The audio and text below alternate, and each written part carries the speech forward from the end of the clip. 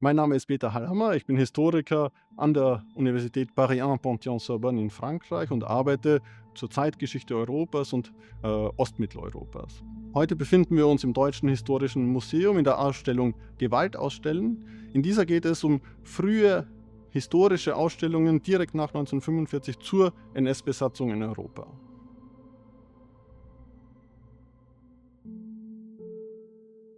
Eine der Stationen hier in dieser Ausstellung im Deutschen Historischen Museum widmet sich der Ausstellung im Grand Palais in Paris, Crime hitlérien, also Hitler, die Hitlerverbrechen.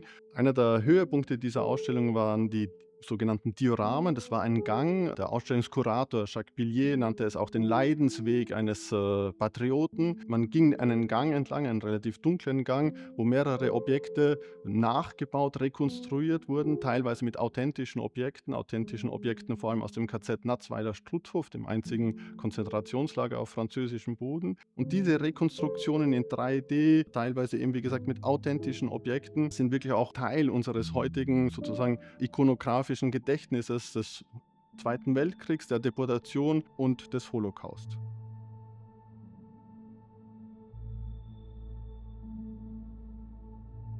Einer der bemerkenswerten Aspekte dieser Ausstellung Crime hitlérien ist die europäische Dimension.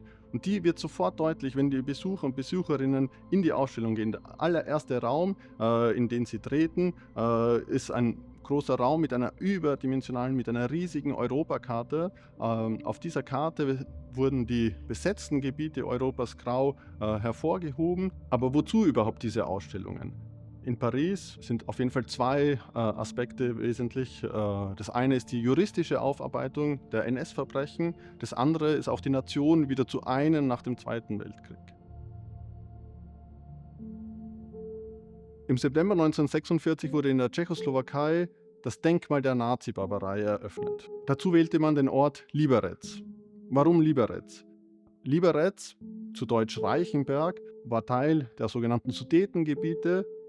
In dieser Ausstellung ging es also einerseits um die Darstellung der nationalsozialistischen Verbrechen an den Tschechen, an der Tschechoslowakei, aber eben unter diesem Blickwinkel der Auseinandersetzung zwischen Tschechen und Sudetendeutschen. Es ging also in dieser Ausstellung vor allem darum zu zeigen, wie die deutsche Minderheit in der Tschechoslowakei den tschechoslowakischen Staat verraten hatte. Und diese Darstellung machte natürlich Sinn, wenn man sich den Kontext vor Augen hält. 1946 war die Vertreibung der Deutschen aus der Tschechoslowakei noch voll im Gange.